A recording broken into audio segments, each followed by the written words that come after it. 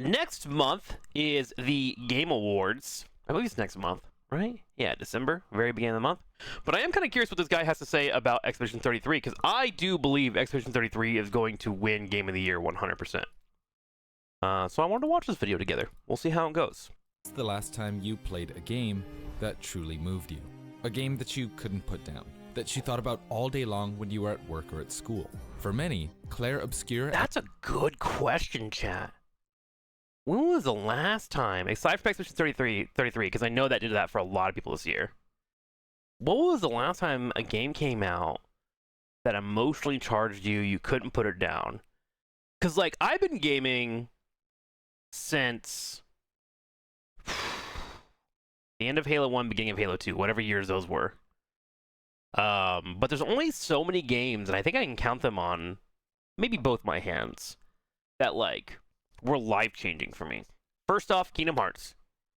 Kingdom Hearts, I don't care if you fucking hate it, it is one of the most beautiful games to me. Music, Disney, Final Fantasy, all coming together. Incredible stories about light and pushing forward, persevering, but also not shying away from, like, dark material, while at the same time incorporating things that, like, I grew up in the 90s with. Incredible series. Kingdom Hearts 3 sucks ass, but it's for another day. Journey has to be up there. Journey is just a delicious title that the more you can go into it without knowing anything about it, the better you're off. And I would say that's the closest game I've had to having a religious experience. Like, obviously, I'm not majorly into religion, but that is the first game where I had like a belief moment, you know, and how things could just fall into line. I still think that I had the best playthrough of that game that's ever been recorded. But I am biased. But I think Snow Prism really, really made that possible. I fucking adored that playthrough. And then, of course, there's competitive games that, like, have meant a lot to me, and have changed over the time. You know, like Halo 2, Halo 3, Heroes of the Storm was really, really important in my life. You know, StarCraft 2 was a big deal, but I wouldn't say they were, like, life-changing. But, a game that you guys probably don't know about is Before Your Eyes. Before Your Eyes tore me up. So, with that being said, that was also a short, like, 4 to 5 hour campaign. It is very, very rare, and I think Expedition 33 nailed it when they came out. They gave you something exciting to play. It was new, it was fresh, and it was actually, this is something I've been thinking about a lot lately. It wasn't full of timey-wimey bullshit, you know? So many games nowadays are like timey-wimey, rewind, you know, this is you in the past, but you in the future, and it's kind of hard to follow sometimes, and, you know, it's kind of like, in my opinion, kind of a writer's cheat code. I feel like Expedition 33, not to get into spoilers, set up an interesting premise and an interesting world, and put you in a world where you finish your story, but if they wanted to build upon it in the future, they could. Right? I think that's kind of cool. Time loops are a cop-out for sure. Yeah, they can be. And there are stories where, like, time loops are cool and, like, good storytelling, but I do think a lot of games nowadays rely on the, haha, I got you, it was a time loop, and it's like, alright, brother. Like, Chrono Trigger is, like, a perfect example of, like, a time loop perfectly done. And then having gameplay mechanics to answer that. And I still can't believe they pulled it off in the Super Nintendo world, and they had to do a time loop story because of the limitations of how games were done back then, right? Anywho, enough ranting. Let's continue this video here. Yeah, Gears of War 3 did it for you? Cyberpunk Phantom Liberty? I've heard Cyberpunk is a really, really solid game, but I've put like 6 hours into it, and I've liked it. I thought it was fun, but I didn't get like pulled in. I just thought it was beautiful. I don't know, man. Like, there are a lot of these games out nowadays that are just gorgeous, and I'm told, like, if you spend more time in it, you're gonna get there. And just like, I understand a slow burn, but I need a couple nuggets here and there to keep me in. And Cyberpunk was cool and had some cool concepts, but I actually like the anime a lot more. In fact, I would say the Cyberpunk anime did more for getting me wanting to play Cyberpunk than anything in the world has done. You know, the trailers, word of mouth. Edgerunners was fascinating. It was such a great series. Okay, I'm done ranting. Expedition 33 woke up that sense of childlike wonder that is so hard to find in gaming today. True. Then again, You don't find a developer like this very often either. TrikSlyr Expedition 33 was brought to life by a most unlikely group of heroes. Dude, already the music. I think that's a good portion of it. Is like music to me speaks to my soul, and if your music is unique and has that secret sauce, man, I'm already thinking about your game, and I'm already hearing the Expedition 33 music, and I'm already like flying through the game again in my memory. You know, same with Kingdom Hearts. I hear Sanctuary, you know, being played at all, or whatever the first song is from the first game. Like, if I hear that, I immediately feel it in my heart. Ugh. People who had never worked on a video game before. People who believed in a shared vision and helped each other make it come to life. People who made a game they wanted to play and ended up creating one of the best video games of the decade. And it's all thanks to this man. The year is 2022.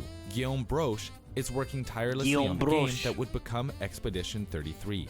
As the game's director and guy in charge of the whole project, it was a lot of pressure on his shoulders, and he was quickly reaching a critical point in the game's development. It had been 3 years since they'd started work on the game, and they were running out of money.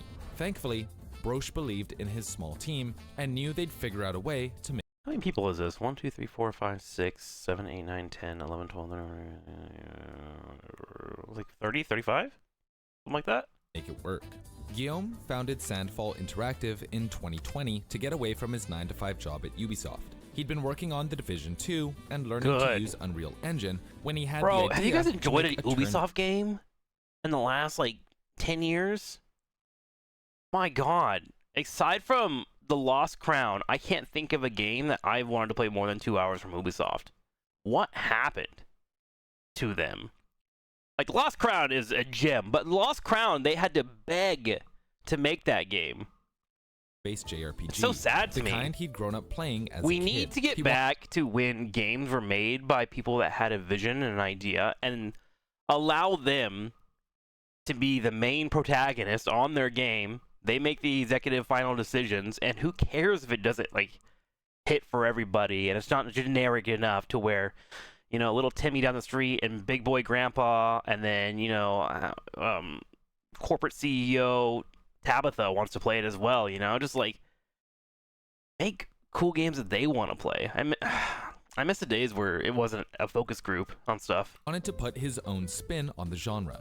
There was just one problem. No one really made turn-based JRPGs anymore. The genre was seen as kind of boring, something only older gamers played. Even the series that defined the genre, Final Fantasy, had moved away from the whole turn-based aspect of it, and there wasn't any real hunger for a game like this. But Guillaume knew that this was the kind of game he would want to play, and set to work Stars was pretty good. Basic framework. It was a great turn-based game. Characters, built a combat system, and pretty soon Sea of Stars did really, really well because they got rid of the grinding aspect of it.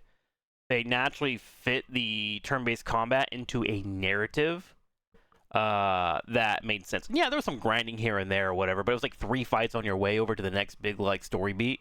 It shaved off hours upon hours of the game, and then just gave you a turn-based RPG that was about 20 hours, and it was like 80% story. It was great. A simple proof of concept in his bedroom. But the sense of accomplishment wouldn't last long. He quickly realized that all those things people said about JRPGs were kind of true.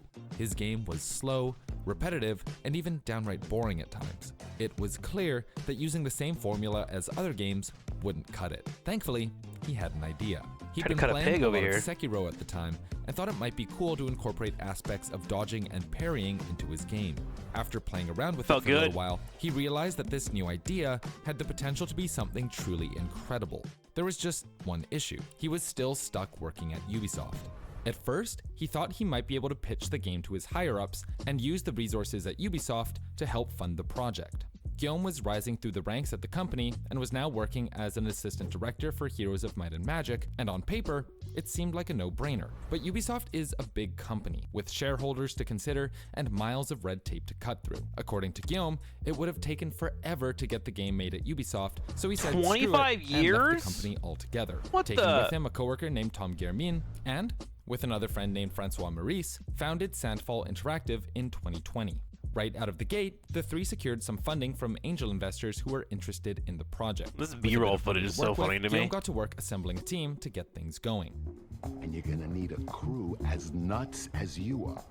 He posted online, reached out to old friends, and scrounged for anyone who might be interested in joining a ragtag group of developers. Is that a green screen? Surprisingly, things started to end, and scrounged for anyone. Is that a green screen back there? Why the light? I think the lighting's just really off. It's like super bright out here, but like they have like a faint lighting here. I mean, it's lit pretty well on the backside here. Not on George Clooney. Interesting. Who might be interested in joining a ragtag group of developers. Surprisingly, things started to come together, much more easily than expected. Guillaume and Tom soon had a team of 8 people, and it was the unlikeliest bunch you could ever expect. One of the studio's first hires was Nicolas Maxon Francombe. He was an old friend that Guillaume had met at university. He'd previously been working as an illustrator and concept artist at an events company similar to Cirque du Soleil, and knew how to create wonderful artwork and dress a set. But he had never even thought of working on a video game before. Still, when Guillaume approached him with the idea, he said yes immediately, joining on as the company's art director. Even stranger was the hiring of Laurien Testard. After picking up the guitar at age 16, he went to music school and became a guitar teacher. Is this the Reddit guy? He had no formal compositional training, but one night he decided to post some music on a tiny French music forum, and later that same night, Guillaume decided to check out that same forum for the first time in his life. One email later, and Laurien was brought onto the project as the game's composer. What a small if that's world! Not serendipitous enough Wow. for you, how about Jennifer Svedberg-Yen? Guillaume had been looking for voice actors and made a post on Reddit. Jennifer was between jobs at the time and had been taking acting classes, so she decided, why not? Jennifer was hired on as a voice actor, and she and Guillaume started chatting via Discord. Through their conversations, it came out that Jennifer was an avid writer, and she offered to help clean up the game's dialogue before recording. Well, one thing led to another, and suddenly she was the head writer for the game, despite never having published a single piece of work. Bro, in what her in the life. 90s storytelling? These are the stories of many of the employees who joined Sandfall Interactive. They weren't veteran game designers, they weren't even veterans in their respective fields. But they had an abundance of creativity and were looking for a place to let it grow. And Guillaume, to his credit, had an incredible eye for talent. Unlike at Ubisoft, at Sandfall Interactive, creativity would be allowed to flourish. As the project started to take off, the working title was We Lost, and featured some of the characters that would make it into the final game. Unfortunately, these early builds were crude and clunky, and when Guillaume showed demos to investors, they were none too impressed. Because of this, the team was stuck on a shoestring budget. Without investors, they wouldn't be able to grow the team, and without a bigger team, they couldn't polish the game up to impress investors. It was this vicious cycle that threatened to derail the game before it even got off the ground. Thankfully, 2 things were about to happen that would dramatically change the team's fortunes. But first, a sponsored message. Clair Obscur literally means light and dark, the bright, shining sun versus the dark, dark void. It's summer right now, when I'm recording this, which means the days are longer, and it stays bright out until late into the night. Man, the This ending makes it act really too. hard to sleep Whew. sometimes. Thankfully, I found a solution. Manta Sleep is the only sleep mask you'll ever need. It's adjustable, made Hell yeah, and sleeping. even Big description fan of for it. Naps, because you deserve it. Okay, back to the video. As I mentioned, 2 things are about to happen that will completely change Sandfall's fortunes. The first was the release of Unreal Engine 5 in April 2022. There's this great story about how James Cameron had the idea for Avatar way back in the 1990s, but didn't commit to making the film until the late 2000s because he needed to wait for technology to catch up with his vision. Well, the same thing happened for Clair Obscur. Whereas on Unreal Engine 4, the game looked like this, with Unreal Engine 5, it was possible to make games look like this, all without needing to hire any extra employees. Guillaume himself said that trying to make There Clair are some Obscur really 5 good or tools 10 years now earlier would have been an impossible available job for game such a devs. small team, and that Unreal Engine 5 unlocked their ability to create facial animations, environments, and dynamic lighting that looked like a AAA game at a fraction of the cost. The second was Sandfall finding a publisher in 2023. With the game looking all snazzed up, Guillaume was finally able to find an investor in TrikSlyr Interactive. TrikSlyr was an investment group specifically founded to help indie games get off the ground. TrikSlyr's MO was to be as hands-off as possible so that game developers can create without worrying about all the business. Good. We need more Keplars. Hands off, dude. Let them just do their thing. Stuff. The quote-unquote company functions more like a co-op, where small studios pool their resources and collectively reap the benefits of their success. They'd published several other successful indie games, including Incredible game, chat. This is one of the few games that like makes a roguelite a full story, but also gives you a lot of replayability, but also makes sense in the world. Like, it's such a beautiful collaboration between beat 'em ups, hallway fights, roguelites, and story. Highly recommend Sifu. Their newest game is Rematch, which is actually a soccer game, but this game was sick. And Scorn, and had a pretty successful track record up until this point. So, Kepler and Sandfall joined forces, and with the publisher secured, Guillaume just had one more hard decision to make. During meetings with investors over the past few years, one of the sticking points that had come up was the game's setting. The game featured aliens, zombies, dragons, common tropes that you'd expect to find in 1,000 other RPGs. Guillaume had been told that he should try to be more original if he wanted to set himself apart from other games in the genre. In the back of his mind had been growing the idea of completely revamping the game and starting from scratch. And now that he had financial stability and the power of Unreal Engine 5, he decided to commit to it. In The team scrapped the 2023? working title Wait, they got this in 2023, and this game came out this year, right? Beginning of 2025? They rewrote the game from scratch 2 years ago? we lost and officially started work on the game that would become TrikSlyr Obscure Expedition 33. The first thing they needed to change was the setting. Originally, the game took place in a steampunkified version of Victorian Yes, era my plan is to London. get back This into wasn't Yotai so today. Loving the game, just been a little PvP lately. much a conscious choice, but a byproduct of the assets Guillaume was using when he was learning Unreal Engine 4. But the setting didn't feel quite right. After all, I'm also not the looking team forward is to French, editing it. not English. So I they have not changed been the in an setting editor to mood a at fantasy all lately. rendition of La Belle Époque, France. They then started to nail down more details about the game. The expeditions, the paintress, the design of the Dude, monsters the first and 10 characters, minutes. and finally, This boss was the so name. sick! Based on the painting style Chiaroscuro, they came up with Clair Obscure, meaning light and dark. Leading the charge on the story was Jennifer Svedberg Yen. As we mentioned earlier, Jennifer was originally hired as a voice actor off of Reddit, and only by chance did it turn out that she was a writer in her spare time. Despite a lack of professional experience in the field, she became tasked with writing the game's entire story, channeling energy from her past and turning it into a world built around grief and coming to terms with what it means to be human. Jennifer went above and beyond when writing the game's story. To help bring these characters to life, a beautiful the game art would need some redesign. voice I actors, agree. A-list voice actors. This Like, you could look at any still of Claire Obscure, and you'd be like, oh, yeah, that's from Expedition 33. Like, it's just beautiful and hauntingly cool. The atmosphere is just flowy, and like, it's partly a spoiler, so you don't want to talk about it, but you get an idea of why the world is why it is because of like how they incorporated the story into the art. This was something Kepler promised Sandfall as a part of being their publisher. Filling the voice of Mael was Jennifer English, who voiced Shadowheart in Baldur's Gate 3. Verso would be played by Ben Starr, who won a Golden Joystick He Award popped up everywhere now, by the way. Like, he just went on a heater for a couple of years. for voicing Clive Rosefield in Final Fantasy XVI. But Kepler went above and beyond, securing actual Hollywood celebrities to fill roles as well. Daredevil leading man Charlie Cox would take on the role of Gustav, and Andy Serkis, who needs no introduction, would play. I love Well, that Andy loves We video won't spoil games. it here, but rest assured he plays the role brilliantly. This kind of star power put the game on people's radar, and even if you didn't know anything about Clair Obscure Expedition 33, seeing these names tied to the project was going to pull in new players. As momentum picked up, Sandfall needed a new home for their ever-growing team, so they opened a new headquarters in Montpellier, France. Guillaume started scouring for talented individuals to fill the empty building, and most of these new hires were either fresh out of school or had never worked on a video game before. Guillaume himself estimated that about 80% of Sandfall employees were junior developers, and that he was often looking for talent over experience.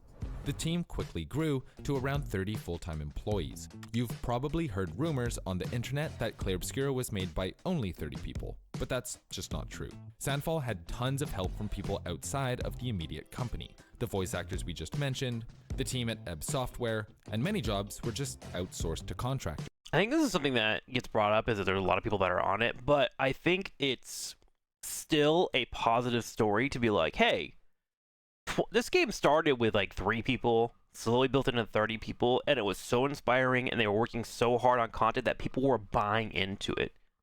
You know, I'm sure they were able to get a lot of like free deals or people working together or even just coming in for a day at a low minimum just to be able to be a part of this experience, because it was really just getting developers excited about the project, right? That happened with the first season of One Punch Man, actually. One Punch Man had a lot of talented people on it, but then there was a lot of people that would come in and just do an animation scene just to help out with it because they wanted to be a part of this big project that they thought was really, really cool. And that kind of stuff is like, that's what inspires artists to do things. Sometimes you do pro bono content and you take the big paychecks like Marvel stuff and things like that, but then you go work on things that inspire your soul, you know? It's a big deal. In total, about 200 people worked on the game. Without them, it wouldn't have been what it is today, especially because one of the roles that was outsourced was the game's character animations. This was the last piece of the puzzle that needed to be locked down. For this, Guillaume had to go abroad. Guillaume had an idea of what kind of animations he wanted. Morning, Xerix. Action-packed, fluid, dramatic. But he couldn't find anyone in France, or even Europe for that matter, who quite matched the images he had in his head. It took months for him to find someone, but one day, while scrolling YouTube, he came across a Korean animator named Kim Seong-yoon. His demo reels showcased all sorts of monsters with a lively animation style, and Guillaume reached out on a whim, completely expecting him to not respond. But, like the rest of this game's fairy tale development, the stars aligned, and Seong-yoon did respond, agreeing to work. I saw a joke the other day for One Punch Man, and they were like, "Oh, you like Screenshot Punch Man too?" Yeah, I'm a fan of that from season 2. Part-time outside of his 9 to 5 One Frame Man to complete animations for the game. This turned out to be a lot of work, so Seong-yoon I heard it's still asked pretty some of his good, but animator yeah. friends to help out in their The spare animation time as season well. one was bonkers. And when all was said and done, this group of Korean animators had created all of the animations in Expedition 33. In Korean short, animation, by the way, is getting up there. It's bonkers. There's a lot of like Japanese animation studios, but Korean animation kind of splashed onto, I guess, the rest of the world back when The Last Airbender came out, actually. The Last Airbender was an American show, but with South Korean animation. And it's just been growing ever since. It's awesome. some of the most fluid, action-packed gameplay we've ever seen in a turn-based RPG was done by a bunch of friends in their spare time. Visually, it's Heading just so into beautiful to 2024, watch. the team was working on fitting all of the pieces together. The game went into alpha 6 months before its release, it was shown off at the Xbox Game Showcase in summer 2024, and the last question on everyone's mind was whether or not it would be a success.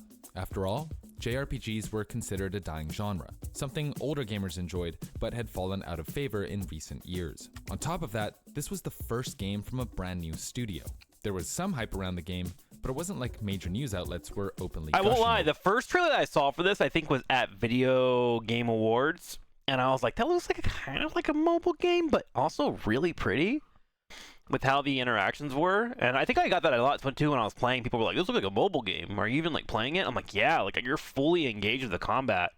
It was deceptively like, it looks simple, but it's really, really hardcore. Like if you miss your parries and block timings, you could die a lot in this game. And yeah, sure, you can outgrind things and then build your picos and things like that, but there's some actual skill expression in this game. it.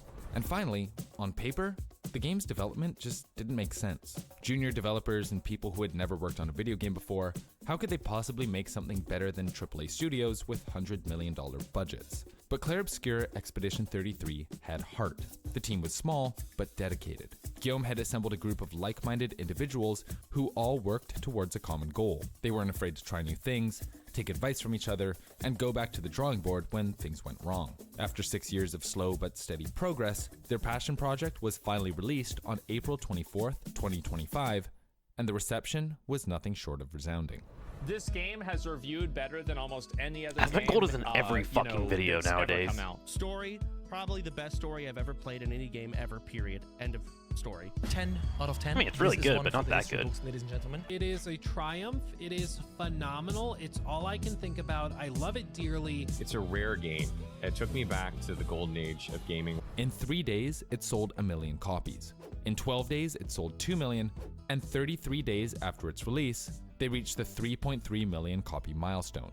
These sales numbers would have been big for any game, but it was even more have to impressive. wonder if given that the was fact finagled a that little bit. Expedition 33 also released on Xbox Game Pass day one. So there were millions upon millions of other players who aren't included in that metric. The game's garnered a 92% average score on OpenCritic, making it the highest rated game of 2025 on the platform. Its Metacritic user score also stands as one of the highest of all time as of July 2025.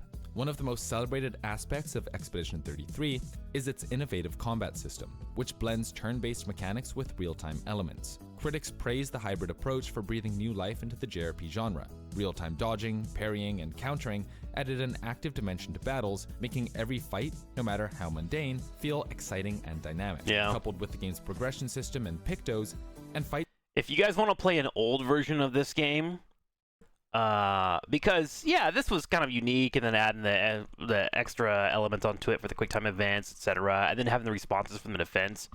A couple of games actually did this earlier. One was Super Mario RPG, but after that, one game in particular that we actually played on this channel as a whole playthrough for was Legend of Dragoon. The problem with Legend of Dragoon is it didn't have all these prompts. You had to like manually figure out the timing yourself and then lock in on it, which was really hard. Also, it's a little more grindy because it's an older game. It came out during the original Final Fantasy VII. It was actually one of the attempts to combat how popular Final Fantasy VII was, and they spent a lot of money on it. It's a beautiful game, but if you want to play something similar to it, check out that game. It's available on the PS3, I think, or not the PS3, the PlayStation 4 Gold members. It may have gone away, Take but on a tactical team building aspect great game that keeps the player engaged throughout the entire game. The game's artistic direction and world building were praised. The soundtrack topped Billboard's classical music and classical crossover charts in May 2025, and the quality of the music from beginning to end is a testament to Lorien Testard's hard work. In all, he composed 154 songs with 8 hours of total music, spanning multiple genres and garnering praise from just about everyone who played the game. But what the game did, above all else, was something you can't really quantify. Clair Obscur Expedition 33 captured that feeling of playing a video game as a kid. The sense of wonder and emotion and completeness that is so rare to find these days.